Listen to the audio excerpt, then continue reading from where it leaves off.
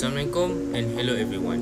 In this video, my team would like to present a related video about problem-based task 1 Information Security Management DFS 40043. Next slide is a team member. There are 3 of team member. The first one is me, Muhammad Amin Shahid, and the second one is Amirul Adam, and the last one is Zuhair Izzat. So, the next slide is a question number 1. After you read the question number 1 before, so we go to the answer this question.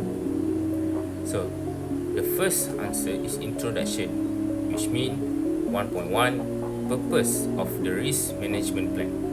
So the Malaysia Airline Berhad data security incident. The goal of risk management is to ensure that the project team can effectively manage the threat and vulnerability associated with the incident and minimize the potential impact of any future incidents. Treating the risk to minimize their potential impact and continuous monitoring and managing the risk to ensure that they remain manageable. By effectively managing the risk associated with the data security incident, we can ensure the confidentiality, integrity and availability of Malaysia Airline Berhad asset and information. So, the next slide is answer 1.2, which means process for responding to project risk. So, the first is a risk identification. The risk identification step would involve identifying the vulnerabilities and threats they may have lead to the data breach. The second is a risk analysis. This could involve analyzing the data that was compromised, the number of customers affected, and the potential financial and reputational impact on the organization. And the third, risk evaluation. This could involve determining the level of risk that the organization is willing to accept and the security measure that must be implemented to ensure that the risk remains within acceptable limits.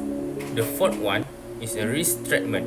This could involve avoiding the risk, mitigating its impact, sharing the risk with a third party, or accepting the risk.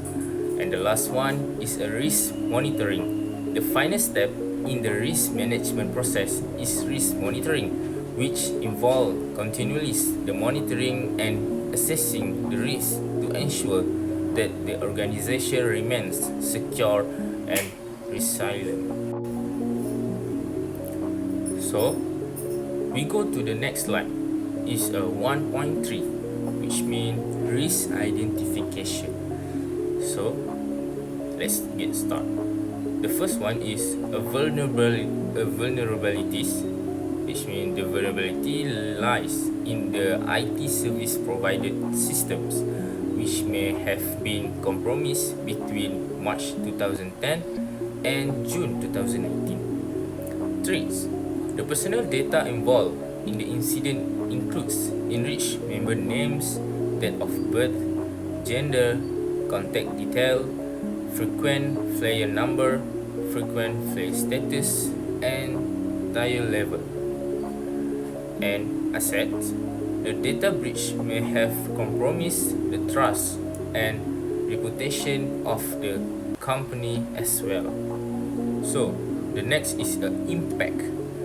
The potential impact of this incident could be significant, both financially and reputationally. It may result in legal action, regulatory penalties, and a loss of customer trust. Incident.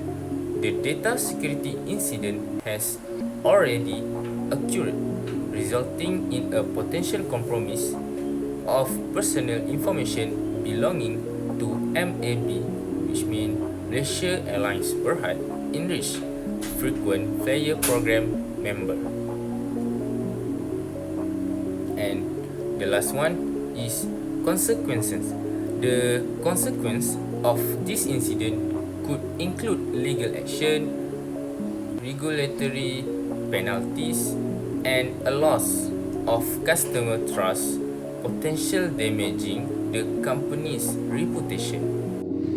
Hi, my name is Muhammad Amirul Adam and I will continue this presentation. So 1.4 risk analysis. There are 3 points. So first, reputation damage. Malaysia Airlines reputation may suffer due to this data security incident.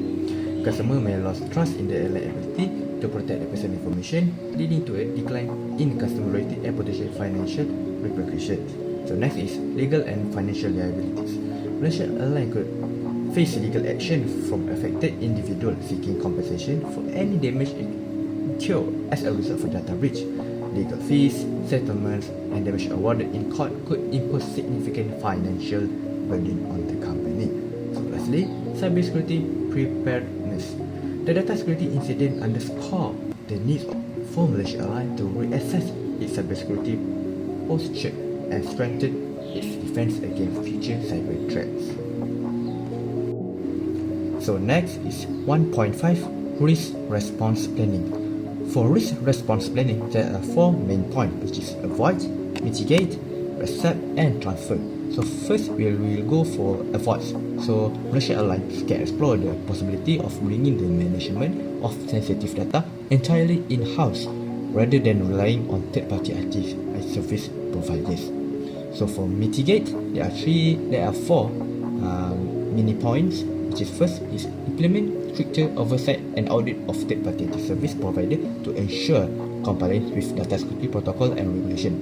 Second, enhance encryption methods for storing and transmitting personal data to minimize the impact of any potential breaches. Third, conduct regular training session for employees on data security best practice to minimize the likelihood of human error leading to security incidents. Number 4, invest in advanced intrusion detection and prevention system to detect and respond to any unauthorized access attempt promptly.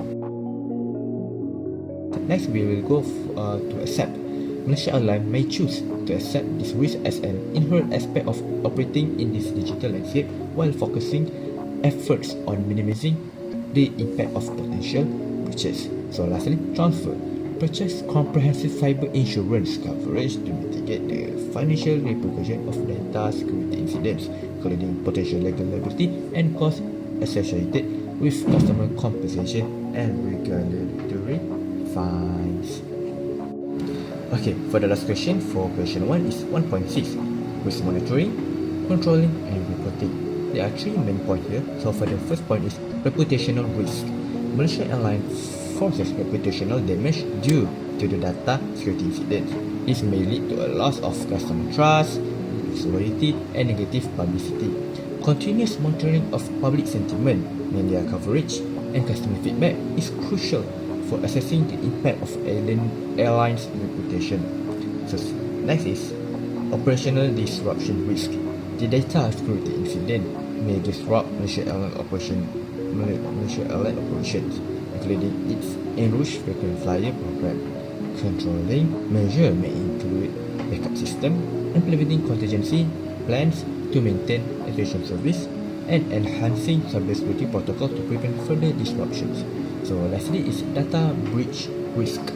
This breach potentially expose individuals to amplify theft, phishing attacks, and other forms of frauds. Controlling measure may include implementing stricter access control, encryption protocols, and regular audits to detect and mitigate vulnerability. For question 2, drafting policies and standards. Select a functional area within an organization, example given HR, IT, and finance. Draft a set of policies and standards relevant to the chosen functional area. Ensure that the policies and standards adhere to best practice in terms of clarity, enforceability, and alignment with organization goals. So, for our functional area, we have chosen IT, Information Technology Department. For the first policy and standard is Data Security Policy. The purpose is to ensure the CIA, confidentiality, integrity, and availability of all organizational data. The standard is all sensitive data must be encrypted both in transit and at rest. Next, regular data backups must be performed and stored securely. So what are the enforcement? The The enforcement is violation of this policy may result in disciplinary action, including termination of employment to uphold the organization's commitment to data security. For the second policy and standard is acceptable use of policy. So the purpose is to define acceptable use of the organization IT resources. The standard is employees must use IT resources for business purpose only. Personal device connected to the organizational network must comply with security standards. What are the enforcement? The enforcement is violation of the AUP may result in disciplinary action, including temporary or permanent revocation of network access privilege.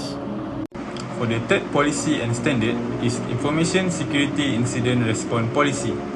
The purpose is to establish procedures for responding to and mitigating information security incidents.